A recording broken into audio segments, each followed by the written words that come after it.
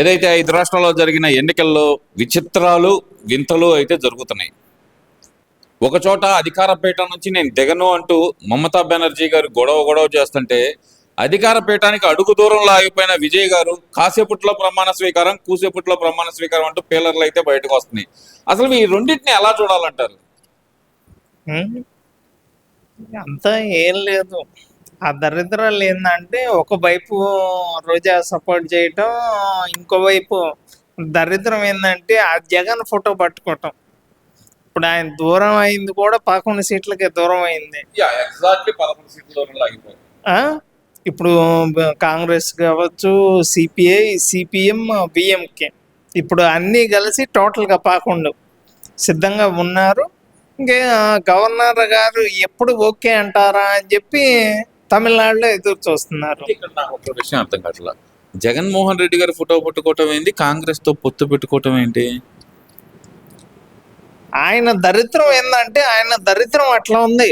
తమిళనాడుకి తెలీదు రోజా iron leg గురించి కానీ, జగన్మోహన్ రెడ్డికి ఉన్న దరిద్రం గురించి కానీ, ఆయన మీద ఉన్న కేసుల గురించి కానీ. రీసెంట్గా నీకు ఎప్పటి నుంచి స్టార్ట్ అయిందంటే, నీకు దరిద్రం ఎప్పుడు పట్టిందంటే మొన్న పెళ్ళికి వెళ్ళావు చూడు, ఆ పెళ్ళిలో నీ పక్కన జగన్మోహన్ రెడ్డిని కూర్చోబెట్టుకున్నావు చూడు, అక్కడే నీకు స్టార్ట్ అయింది. నీకు అక్కడ కూర్చున్న తర్వాత నీ పిల్ల నీకు ఇడాకులు ఇయటం స్టార్ట్ అయింది. అదైపోయిందా ఎమ్మటే త్రిషారాటం. నీకు మళ్ళీ చూడు 234 స్థానాల్లో నువ్వు పాల్గొంటే నీకు వచ్చిన సీట్లు 107. తీరా చూస్తే ఏముంది ఆ 11. ఏముంది ప్రతిరోజు గవర్నర్ దగ్గరికి వెళ్ళటం, ఈరోజు ప్రమాణ స్వీకారం అంటాం. అన్నీ టెంట్లు వేసారు, కుర్చీలు వేసారు, అన్నీ వేసారు, రెడీగా ఉన్నాయి. కానీ ప్రమాణ స్వీకారం అవ్వట్లే. నీకెందుకంటే వైఎస్ఆర్ కాంగ్రెస్ పార్టీ దరిద్రం పట్టుకుంది మీ పార్టీకి. ఇది మాత్రం వాస్తవంగా చెప్పగలను. ఒకవైపు నీ గెలుపుకి కారణం రోజా అయింది మాట వాస్తవమే, కానీ ఇంకోవైపు నీకు ఇంకో దరిద్రం ఏంటంటే జగన్మోహన్ రెడ్డి ఫోటో పట్టుకోవటం నీకు పట్టిన దరిద్రం అని చెప్పి నేను అంతవరకు ఓకే ఒప్పుకుందాము. వాళ్ళేమో గెలుపుకు కారణం మేమే అంటున్నారు, మీరేమో దరిద్రం అంటున్నారు. ఎలా చూడాలంటారు ఇదంతా? అసలు సరే, గెలుపుకి కారణం జగన్మోహన్ రెడ్డి అయితే కాంగ్రెస్తో ఎందుకు పొత్తు పెట్టుకున్నాడు చెప్పండి. మరి మీరు వెళ్ళి డైరెక్ట్కి వెళ్ళి అడగవచ్చు కదా, 11 మేమే ఇస్తాము. ఈడు 11 ఇచ్చి ఏమంటాడు, 11 ఇచ్చి సీఎం సీట్ నాకేంటి అంటాడు. వాడికి వచ్చింది 107. వీళ్ళు అడిగేది ఎట్లా ఉంటుంది? కాదు మద్దతు ఇవ్వటం కాదు అని తెలుసు, వీడి ఫోటో వల్ల కాదు అని తెలుసు. ఎందుకంటే వాడికి దరిద్రం పట్టుకుంది. ఎప్పుడైతే నీ పక్కన కూర్చున్నాడో వాళ్ళకి ఇప్పుడు స్టాలిన్కి కావచ్చు, ఉదయనిధి స్టాలిన్కి కావచ్చు, రీసెంట్గా సినిమా స్టార్ విజయ్ కూడా కావచ్చు, ఇలాంటి దరిద్రపు ఈ ఫోటోలు పట్టుకోవటం ఇవన్నీ కూడా ఇప్పుడు అందరికీ తెలిసి వస్తున్నాయి. తమిళనాడు వాళ్ళకు కూడా రోజా పరిస్థితి ఏంటి, జగన్మోహన్ రెడ్డి పరిస్థితి ఏంది, వీళ్ళని పట్టుకుంటే దరిద్రం ఎంత భయంకరంగా ఉంటుందో డైరెక్ట్గా వాళ్ళకి అర్థమైపోయింది పూర్తిగా. మీరు ఆ మాట అంటే కనుక మరి తాటిపత్రి చంద్రశేఖర్ అండి, వైసీపీ ఎమ్మెల్యే, ఆయన డైరెక్ట్ గా స్టేట్మెంట్ ఇస్తున్నాడు, జగన్మోహన్ రెడ్డి ఫోటో పెట్టుకోవడం వల్ల గెలిచాడు అంటున్నారు. మరి ఊళ్ళో పెళ్లికి కుక్కలాడావిడ అంటే ఇదే. ఒరే పులివెందుల్లో జెడ్పీటీసీ ఎందుకు గెలవాల, ఒంటి మిట్టలో జెడ్పీటీసీ ఎందుకు గెలవాల? ఇవన్నీ ఇప్పుడు స్టాలిన్ కూడా మాట్లాడాడు, నేను గెలిచింది ఈఎంలో, నేను ఓడిపోయింది ఈవెంతో, నేను దాని గురించి అయితే మాట్లాడను అని చెప్పి డైరెక్ట్గా చెప్పిన తర్వాత ఇవి చెప్పింది కూడా జగన్మోహన్ రెడ్డిని చూసే చెప్పింది. ఆయన పెద్దగా అవసరం ఏం లేదు, ఓవర్గా మాట్లాడాల్సిన అవసరం ఏమని చెప్పండి. సరే, ఇవన్నీ ఓకే అండి. ఏం బెంగాల్ పరిస్థితి ఏందంటారు? మమతా బెనర్జీ గారు నేను దిగనంటే దిగను అని చెప్పి మునుకు పట్టు కొట్టుకొని కుర్చీకి ఫెవికాల్ వేసి అతికించుకుంటాను నేను అవసరం అయితే అంటున్నావా? డైరెక్ట్ చెప్పమంటారా? ఎందుకంటే నేను వాస్తవం చెప్తున్నా. ఆ దీది మమతా బెనర్జీ చేసిన అరాచకాలు అన్నీ ఇన్ని కాదు. మీరు అట్లా అన్నా ఇట్లా అన్నా కూడా వాస్తవాలు ఏందనేది ఆంధ్రప్రదేశ్ ప్రజలు కూడా తెలియాలి. సరే అండి, అక్కడ మెడికల్ కాలేజీ అమ్మాయి చనిపోవటానికి కారణం ఎవరు? అందరికీ తెలుసు. ఇప్పుడు కేవలం హిందువుల ఓట్లే బెంగాల్లో బీజేపీని గెలిపించినాయి అని చెప్పి నేను బల్లగుద్ది చెప్పగలను. సరే, ఓకే, నేను దిగిపోను అంటుంది. సరే, ఇంకా మాటలేవు. ఇక్కడ విజయ్ గారి గెలుపులో భాగం పంచుకున్న జగన్మోహన్ రెడ్డి గారు మరి పశ్చిమ బెంగాల్ గెలుపుని తన ఖాతాలో ఎందుకు వేసుకోలేకపోతున్నారు అనుకోవాలంటారు?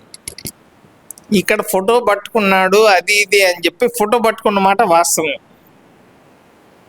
వీళ్ళేమో గెలుపు అంటారు, వాళ్ళకేమో దరిద్రం అని చెప్పి వాళ్ళకు కూడా అర్థమైంది.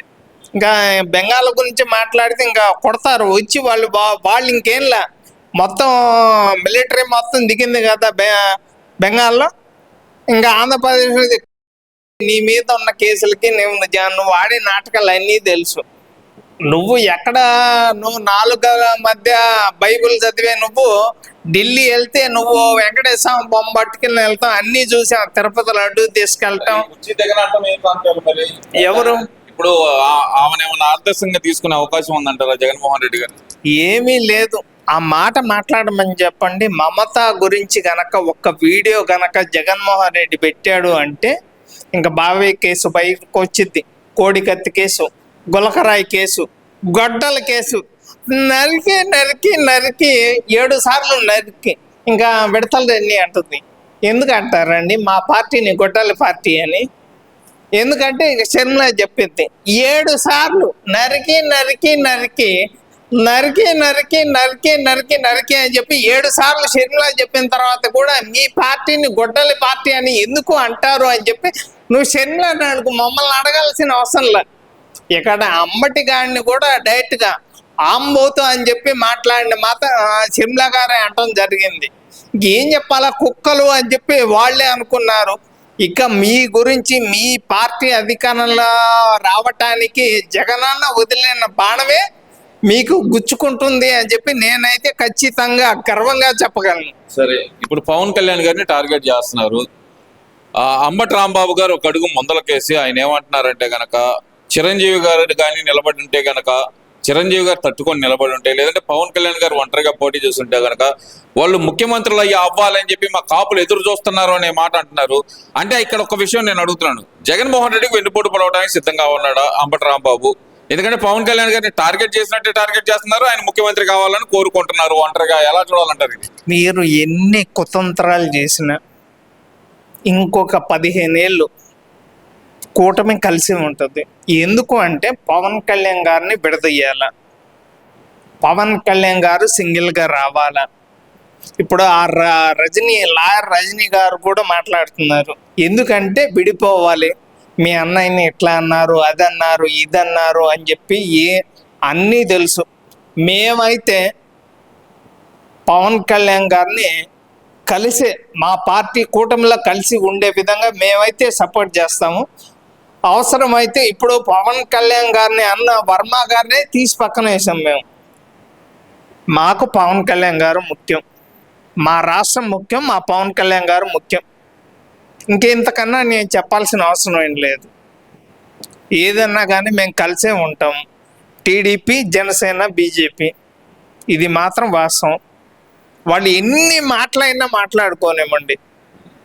మా టీడీపీ సపోర్ట్ అయితే పవన్ కళ్యాణ్ గారికి ఫుల్గా ఉంటుంది అని చెప్పి ఒకప్పుడు నేను కూడా పవన్ కళ్యాణ్కి వ్యతిరేకంగా ఉన్న వ్యక్తినే, కానీ మా రాష్ట్రం బాగుండాలి అంటే కూటమిలో కలిసే ఉండాలి అని చెప్పి నేనైతే ఖచ్చితంగా చెప్పగలను. ఇంకొక 15 సంవత్సరాలు మా కూటమిలో జనసేన ఉంటుంది, మా రాష్ట్రానికి రాజధాని అమరావతి ఉంటుంది అని చెప్పి నేనైతే గర్వంగా చెప్పగలను. మీరు ఎన్ని మాటలైనా వాళ్ళు విడదీయటానికి శాయశక్తుల ప్రయత్నిస్తున్నారు. మేమైతే కలిసి ఉండటానికి మా వంతుగా మేము కృషి చేస్తున్నాం అని చెప్పి నేనైతే ఖచ్చితంగా చెప్తున్నాను. సరే, ఇక్కడ అంబటి రాంబాబు గారు ఎందుకు కాపుల ముఖ్యమంత్రులు అంటున్నారు అంటే జగన్మోహన్ రెడ్డికి ఏమైనా హింటిస్తున్నారా? ఈసారి కాపు నేతగా నన్ను ముఖ్యమంత్రిని చేయని ఏమైనా హింటిస్తున్నారా? లేదంటే నేను బయటికి వెళ్ళి కాపులతో కలిసి ముఖ్యమంత్రిని అవుతానని చెప్పి బెదిరిస్తున్నారు అనుకోవాలంటారా? నాన్న ఎక్కడి నుంచి వచ్చిద్దో కూడా నువ్వు తెలుసుకొని మాట్లాడు.